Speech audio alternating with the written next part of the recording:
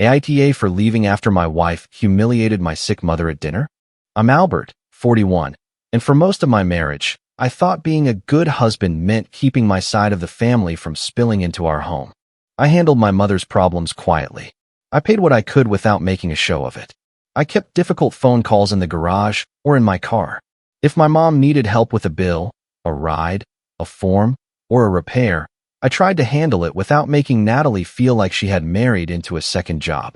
That was not because my mother, Diane, was controlling. She wasn't. If anything, she was too embarrassed to ask for help even when she clearly needed it. She was 67, soft-spoken, stubborn in the quiet way older women can be, and allergic to the idea of being a burden. Natalie and I had been married long enough that I thought we knew how to handle uncomfortable things. We had arguments, but we usually came back to the table. We were not perfect, but I believed we were adults. So when my mom had a minor surgery and, at almost the same time, ran into a temporary housing problem, I did what I thought was right. I did not invite her into our home first and ask forgiveness later. I sat down with Natalie at the kitchen counter after dinner, told her exactly what was happening, and gave her the timeline. 6 weeks, I said. Maybe less, depending on the follow-up appointment. I'll cover her groceries, her prescriptions, anything extra. She'll use the guest room. I'll handle rides. I'm not asking you to become her caregiver. Natalie kept rubbing one finger around the rim of her water glass. She can't stay forever, Albert. I know. And she can't take over the house. She won't. And I need you to hear me clearly, Natalie said. I am not going to be made uncomfortable in my own home. That's fair, I told her. We'll set rules. She gave a small shrug. As long as she remembers this is temporary. At the time, I took that as agreement. Looking back, it was agreement with a warning hidden inside it.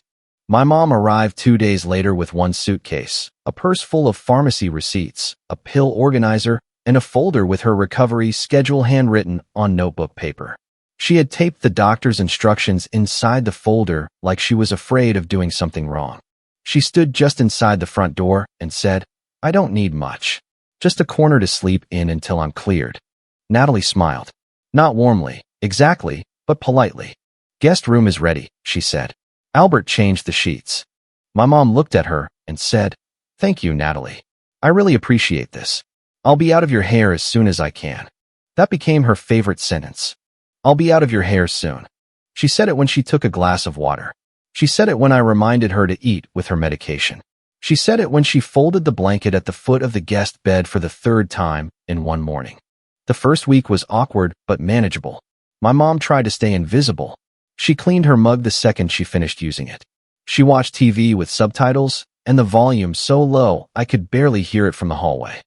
She labeled a small container in the refrigerator with her name, then apologized for taking up space. Natalie was pleasant whenever I was in the room. Do you need anything, Diane? How are you feeling? Albert, make sure your mom has the heating pad. But small things started happening when I was not standing right there. The first text came while I was at the grocery store. Natalie, your responsibility is in the kitchen again. I stared at the screen for a second, standing in front of the soup aisle. Me, my mom? Natalie, yes. She's making tea. I thought she was resting. Me, she's allowed to make tea. Natalie, you're missing the point. I came home with groceries I had paid for separately. I had started keeping the receipts because Natalie had been worried about household expenses, and I wanted to be transparent. My mom was already back in the guest room with the door half closed. She was in the kitchen for 3 minutes. I said quietly to Natalie while putting things away. Natalie didn't look at me. You don't notice how often she wanders around because you're used to her. She's recovering. She walks slowly from one room to another. That's not wandering. Natalie shut the cabinet a little harder than necessary. I'm allowed to feel uncomfortable. You are, I said. But I'm asking you not to make her feel like she's trespassing every time she leaves the guest room. Natalie gave me that calm smile she used when she was angry but wanted to look reasonable. I'm not making anyone feel anything, Albert. After that, the text got sharper. The guest who forgot she was a guest is watching TV. Your mother left a spoon in the sink. Can you remind Diane this is not her house? I answered carefully every time. I did not want to inflame it. I'll talk to her about the spoon. She is allowed to sit in the living room sometimes. Let's discuss this privately tonight. When I did bring it up privately, Natalie would turn it into something larger. You keep acting like each complaint is tiny, she said one night, standing across from me at the kitchen counter. But all the tiny things add up. That's called emotional labor. I'm handling her care, I said. I'm handling the money. I'm handling the appointments. You're not handling what it feels like to have another woman in my space. That sentence bothered me, but I tried to be fair. I wrote out a set of house rules. Quiet hours, laundry days, grocery shelves, a clear end date circled on the calendar based on my mom's follow-up appointment. I even offered to pay for a cleaning service twice while my mom was with us. Natalie glanced at the paper and laughed once. You keep dressing this up as a plan, she said. It's still your mother in my house. Our house, I said. Her eyes narrowed. That was the first time I realized the problem might not be the dishes or the TV or the guest room. The problem was that my mother existed in a place Natalie believed should only answer to her. Still, I waited too long. I admit that. I wanted peace. I wanted to believe Natalie was stressed and would calm down once she saw my mom wasn't trying to take over. I wanted my mom to recover. I wanted my marriage not to become a battlefield over a 6-week arrangement. Then the porch incident happened. It was a gray afternoon. I came home earlier than usual and found my mom sitting on the front porch, one hand gripping the railing, her face pale. She had a cardigan pulled tightly around her shoulders. Mom, I said, rushing up the steps. Why are you out here? She tried to stand too quickly and winced. I'm fine. I just stepped outside for air. For how long? Not long. Her lips were almost blue from the cold. I unlocked the door and helped her inside. Natalie was in the living room, scrolling on her phone. What happened? I asked. Natalie looked up. What? Mom was locked outside. She forgot her key. She's staying here. She doesn't have a key. Natalie's expression did not change. Then she shouldn't go outside when no one can hear her. My mom immediately said, it was my fault. I didn't want to bother anyone. I looked at Natalie. You were home. I was upstairs. You didn't hear the doorbell? No. I believed maybe half of it for about 10 minutes. Then I checked the doorbell camera. The footage showed my mom stepping outside at 2:14 p.m. She stood near the porch rail, breathing slowly like the doctor had told her to do. At 2:17, Natalie came to the door, looked through the side window, and watched my mom for a second. Then she turned the deadbolt. My mom rang the bell at 2:23. Natalie did not come back. I watched that clip 3 times. Not because I needed to understand it. Because I did understand it, and I did not want to. That night, after my mom went to bed, I asked Natalie, why did you lock the deadbolt after she went outside? Natalie froze for half a second, then kept loading the dishwasher. What are you talking about? I saw the camera. She put a plate in the rack slowly. So now you're reviewing security footage because your mother forgot how doors work? You looked right at her. I looked outside. I didn't see her. You saw her. Do not start interrogating me over your mother.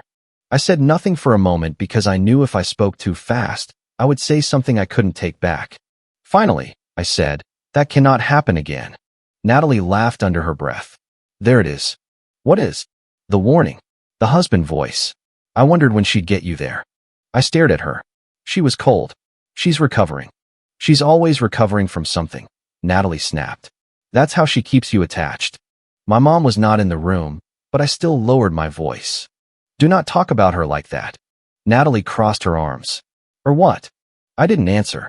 Not because I didn't have an answer. Because that was the moment I knew I needed to stop arguing and start documenting. The next day, Natalie posted in the family group chat. Natalie, I never thought I'd have to beg for privacy in my own home. Carol, Natalie's mother, replied almost immediately. Carol, you have every right to feel comfortable in your own home. Mark, a cousin-in-law who was friends with both of us, replied with an awkward-faced emoji. Leah, Natalie's younger sister, wrote, everything okay? Natalie, Diane has basically taken over the house. I'm exhausted. My hands went cold when I saw it. My mom had spent most of the previous week in the guest room, apologizing for breathing too loudly. I replied carefully. Me, that is not accurate. Mom has stayed mostly in the guest room, and we have a clear move-out timeline after her follow-up appointment. We should discuss facts privately, not make public accusations. Natalie, there you go defending her again. Carol, Albert, Natalie is allowed to have boundaries. I almost typed 3 different replies and deleted them all. Instead, I took screenshots. That became my routine. I saved texts. I saved receipts. I emailed myself a timeline with dates and short notes. I downloaded the doorbell clip. I took a picture of the calendar where the follow-up appointment was circled. I saved the grocery receipts showing I had paid for my mom's food, personal items, and medication copays separately. I was not building a weapon. At least that is what I told myself then. I was building a record because I could feel the truth being rewritten in real time. And I was scared of what would happen if I waited until everyone had already decided I was just a weak husband who couldn't tell his mother no. A few days later, I heard Natalie on speakerphone while I was in the hallway. She didn't know I had come back inside after taking out the trash. She knows exactly what she's doing, Natalie said. She acts helpless, so Albert feels guilty. A woman's voice answered, but I couldn't tell if it was Carol or Leah. Natalie continued. Every time she says, I don't want to be in the way, he melts. It's pathetic. I stepped into the living room. Natalie looked up and ended the call. Who was that? I asked. No one. I heard what you said. She set her phone face down. Good. Maybe you needed to. My mother is not manipulating me by being embarrassed. She is absolutely manipulating you. And you let her. I looked toward the hallway. The guest room door was closed. Keep your voice down, I said. Natalie smiled. Of course. We have to protect Diane from reality. That night, I lay awake next to my wife and listened to her sleep while I stared at the ceiling. I had always thought the worst thing that could happen in a marriage was screaming. I was starting to understand that cold contempt could do more damage than yelling ever could. The next morning, I called a marriage attorney. I did not file anything that day. I did not drain accounts. I did not make threats. I sat in a quiet office and told the attorney the truth as plainly as I could. My mother is staying temporarily, I said. My wife agreed. Now she's humiliating her and telling people my mother refuses to leave. I don't know if this ends in separation, but I need to know what not to do. The attorney listened without reacting much. Document, she said. Communicate in writing. Do not retaliate financially. Do not empty shared accounts. Do not make emotional decisions with credit lines. If you separate, do it cleanly and legally. I asked about shared credit. She told me what steps were legal, what required notice, what required both signatures, and what would make me look vindictive. Then she said, protect your mother, but do not use your mother as a shield to avoid dealing with your marriage. That sentence stayed with me. So I made a plan for my mom first. I arranged a temporary place where she could recover peacefully after her follow-up appointment. I set up a separate account for the expenses I was covering for her, so Natalie couldn't claim I was hiding money. I organized her medications, rides, and paperwork. I told my mom only the part she needed to know. You are not being thrown out, I said while we sat at the small table in the guest room. I'm moving you somewhere peaceful after your appointment. Her eyes filled with tears. Albert, I can go sooner. No, I don't want your marriage hurt because of me. My marriage isn't being hurt because you needed help, I said. It's being hurt because of how that need is being handled. She looked down at the blanket in her lap and smoothed one corner again and again. She told me I could stay, my mom whispered. I know. No, my mom said. I mean before I came. Natalie called me. She said she didn't want me worrying. She said I could stay until the doctor cleared me. I felt something in my chest tighten. Natalie called you? My mom nodded. She was very nice. She said she knew I would never ask, but she wanted me to feel welcome. That did not match the story Natalie had been telling everyone. According to Natalie, my mom had pushed her way in and then refused to leave. Do you have that message? I asked. It was a call, my mom said. But she texted me after. She handed me her phone with shaking fingers. Natalie's text was still there. Natalie, please don't stress. Stay until the follow-up at least. Albert worries, and I'd rather you recover safely than rush. I sent myself a screenshot with my mom's permission. When I confronted Natalie about that text later, she barely blinked. I was being polite. You told her to stay until the follow-up. And now I regret it. Then you should have told me that privately instead of telling everyone she refused to leave. Natalie leaned against the counter. I tried telling you privately. You heard what you wanted to hear. No, I said. You agreed, then punished her for believing you. Her face hardened. Careful, Albert. It was such a strange thing to say. Not, I'm sorry. Not, I handled it badly. Just careful, like I was stepping too close to the real issue. The first public humiliation happened at a casual dinner with a few relatives and close friends. It was not the big blow-up yet. It was Natalie testing the room. We were eating in the dining area. My mom sat near the end of the table, wearing a sweater even though the room was warm. She had barely touched her food. Mark asked how recovery was going. Before my mom could answer, Natalie said, "Slow. Very slow." There was an awkward pause. My mom gave a small smile. "The doctor says I'm on track." Natalie tilted her head. Some guests know when a visit is over. Mark gave a short, uncomfortable laugh, the kind people make when they don't know whether something is a joke. Leah looked down at her plate. Carol said, "Well, extended visits can be hard on a marriage." My mom's cheeks went red. I said, "Natalie." Natalie looked at me with wide, innocent eyes. "What? We're all adults." I leaned closer and said quietly, "Do not do that again." She whispered back, "Then stop making me the villain for saying what everyone is thinking." After dinner, I found my mom in the guest room packing and repacking her suitcase. "I can leave tomorrow," she said. "No. Albert." "No." I repeated softer. "You are not leaving because someone embarrassed you at dinner." She sat down on the edge of the bed. Maybe she's right. Maybe I stayed too long. "You stayed as long as she told you that you could stay." My mom looked away. That was one of the worst parts. Natalie had not only hurt her. She had made her doubt whether accepting help had been wrong. The following week, the group chat got colder. Carol sent articles about marital privacy. Mark stopped replying to me directly. Leah texted me once and asked, "Is Diane okay?" I answered, "She's embarrassed, but physically okay." Leah wrote back, "I'm sorry." Then nothing. I didn't know then that Leah knew more than she was saying. The final dinner happened in the backyard on a Saturday evening. It was supposed to be low-key. Folding chairs, paper plates, grilled food, coolers by the fence, people standing around pretending everything was normal. I had already decided my mom would leave with me that night, if anything happened. Her follow-up appointment was 2 days away. Her temporary place was ready. Her bag was mostly packed. My phone had every document I needed. Before the guests arrived, Natalie and I argued in low voices at the kitchen counter. "I need you not to make comments tonight," I said. Natalie laughed quietly. "You mean I need to perform happiness while your mother plays victim in front of my family?" "I mean you need to be civil." "I have been civil for weeks." "No," I said. "You've been strategic." Her eyes flashed. "What is that supposed to mean?" "It means I see what you're doing."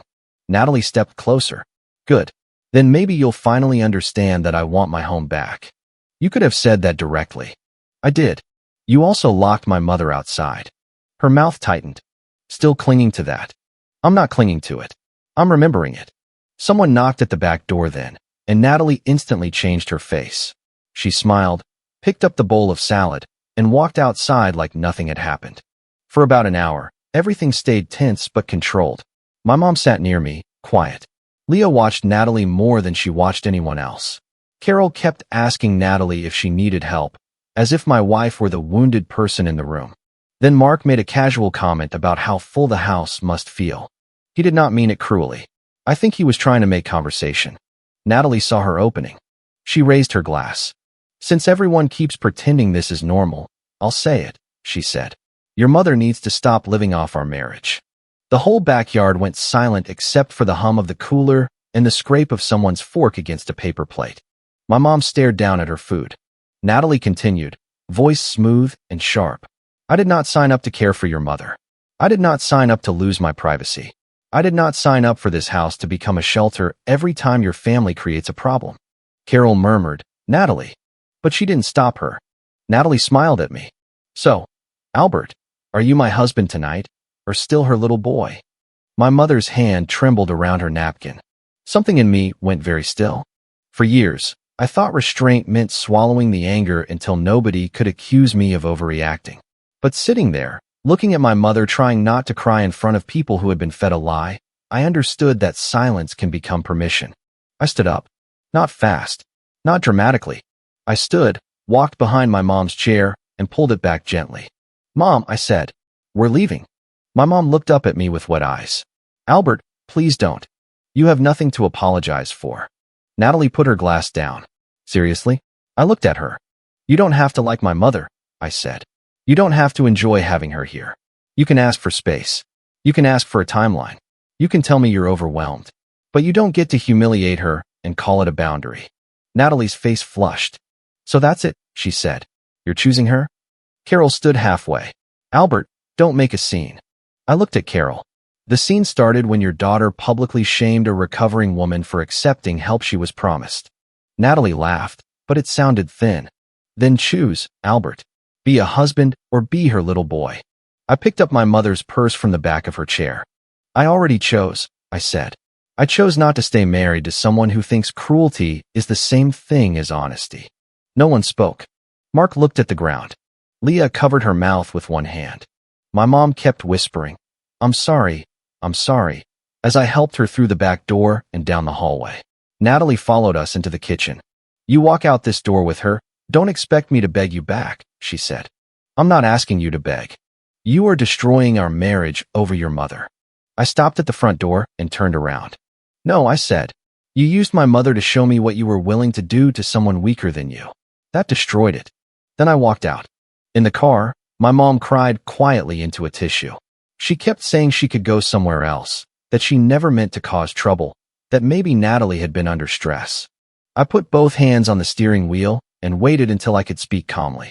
Mom, I said, listen to me. You did not cause this. She looked out the window. I should have told you earlier, she said. Told me what? She shook her head. The comments. The little things. I thought if I complained, I'd be proving her right. That hurt more than I expected, because I knew exactly why she thought that. She had been trying to protect me from the cost of protecting her.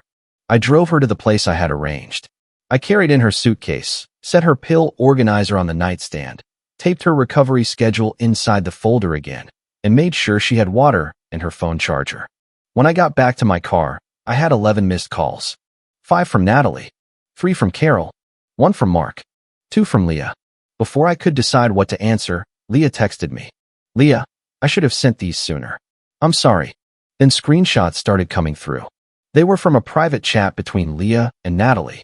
Natalie, I need to make the house unbearable enough that Diane leaves on her own. Natalie, if Albert has to kick her out, he'll turn me into the bad guy.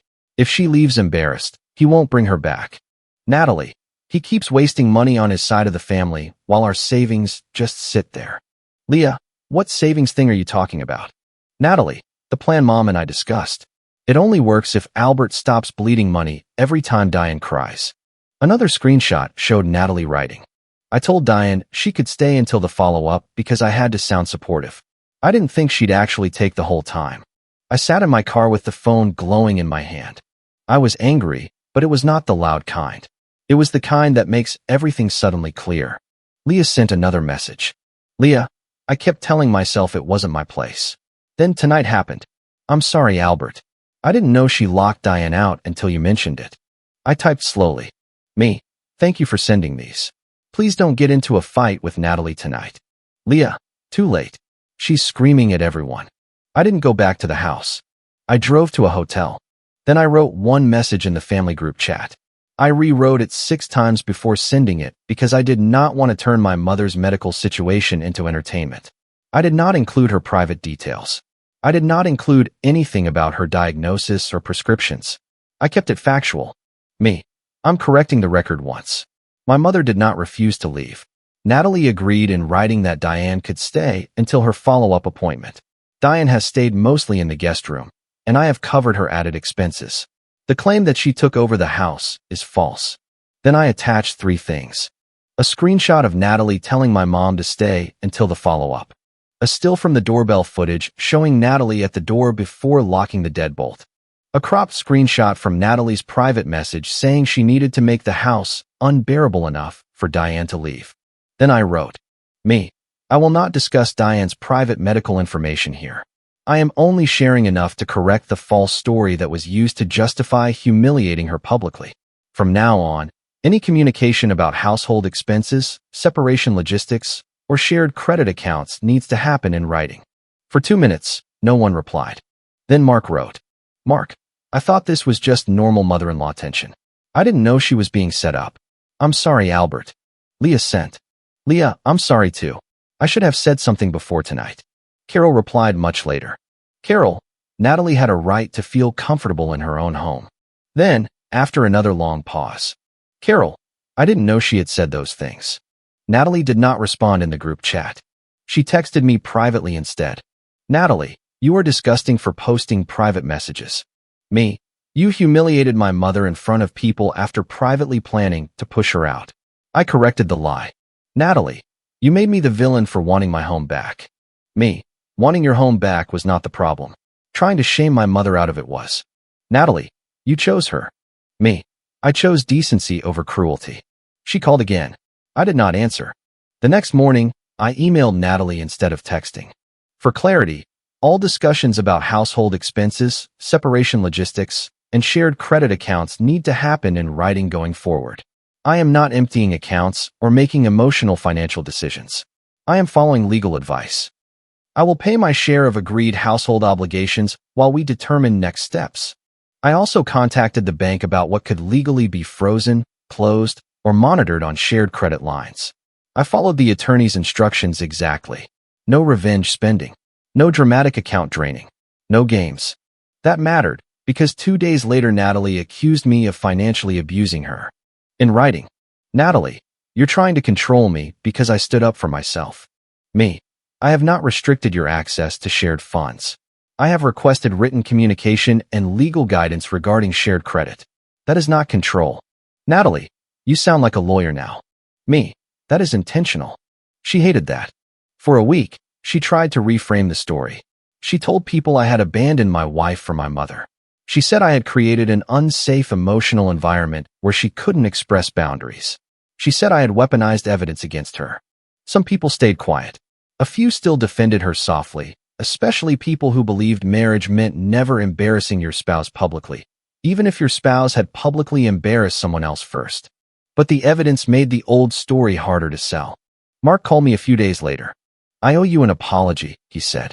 You don't have to get involved. I laughed at that first dinner, he said, when Natalie made the guest comment. I thought it was awkward, but I laughed. I'm sorry. I was quiet for a second. Thank you. He sighed. I really thought this was just normal mother-in-law drama.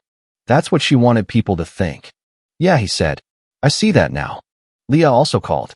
She sounded exhausted. I should have said something before dinner, she said. I kept telling myself it wasn't my place. I'm not going to pretend I'm not angry, I said. But I'm glad you sent the screenshots. She's furious with me. I figured.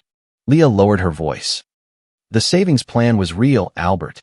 Mom knew Natalie wanted you to stop helping Diane. But I don't think Mom knew about the deadbolt or the messages. Natalie wanted to use part of the savings for something she and Mom had been talking about. She said you'd never agree while you were still paying for your mom. I closed my eyes. There it was. Not secret millions. Not some wild conspiracy. Just selfish math dressed up as boundaries. Natalie wanted control of the house and the money. My mom was not the cause of that. She was the obstacle Natalie thought she could remove by humiliation. When I finally met Natalie face to face again, it was in a quiet public place. I chose it because I did not trust us alone in the kitchen, surrounded by the same counters where so many low-voiced arguments had happened. She looked tired but still angry. I felt invisible, she said. I believed that part. Maybe she had. Maybe I had spent years handling my mother quietly and made Natalie feel like there were rooms in my life she could not enter. Maybe I had been so focused on not burdening Natalie that I failed to include her in the emotional reality of my family. I could own that. I should have talked to you more directly about the stress, I said. I should have checked in sooner. Natalie's expression softened for half a second.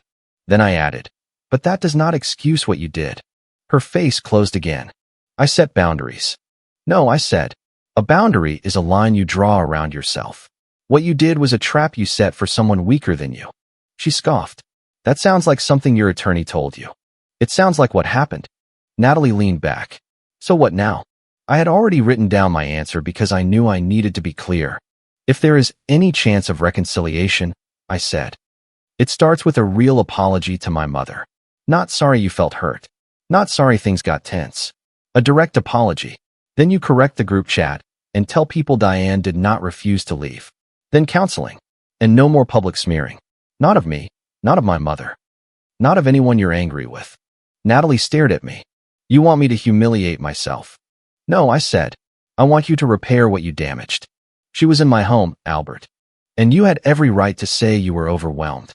You had every right to ask for a shorter timeline. You had every right to tell me the arrangement wasn't working. But you didn't do that. You made her feel unsafe and embarrassed until she blamed herself for needing help. Natalie looked away. For a moment, I thought she might actually hear me. Then she said, "I'm not apologizing for wanting my husband to act married." I nodded once. "Then we continue the separation." Her eyes snapped back to mine. "You're serious?" "Yes." "Over this?" "Because of this." She shook her head. "You're going to regret letting your mother ruin your marriage." I stood up.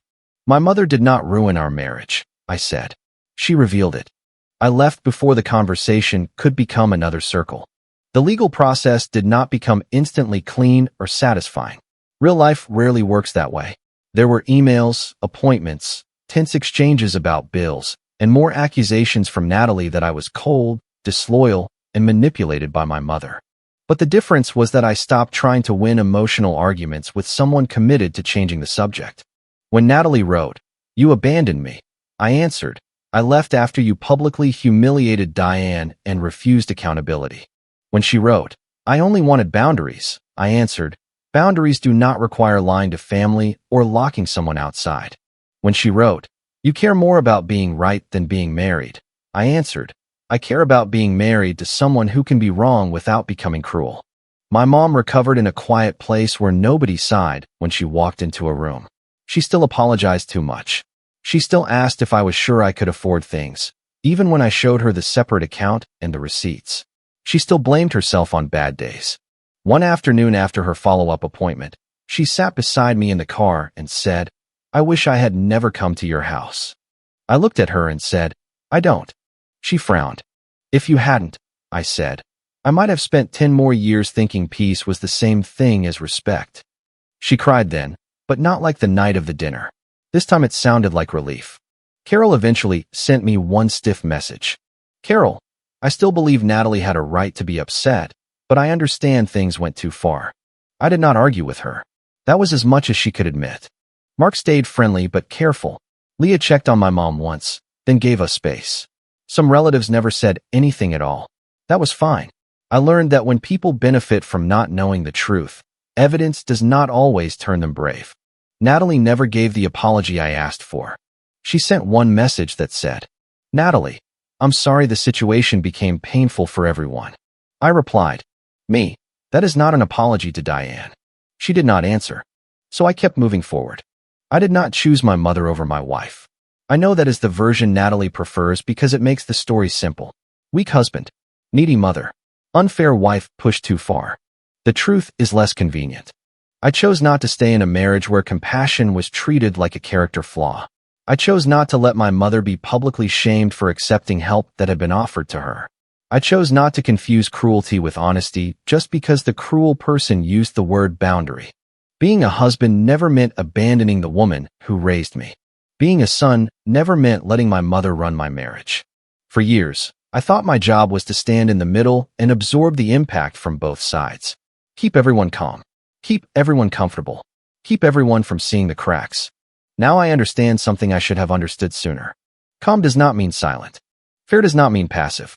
And a marriage cannot survive if one person thinks dignity is negotiable as long as the humiliation happens to someone else. If you liked it, don't forget to leave a comment and support the channel by subscribing. See you in the upcoming stories.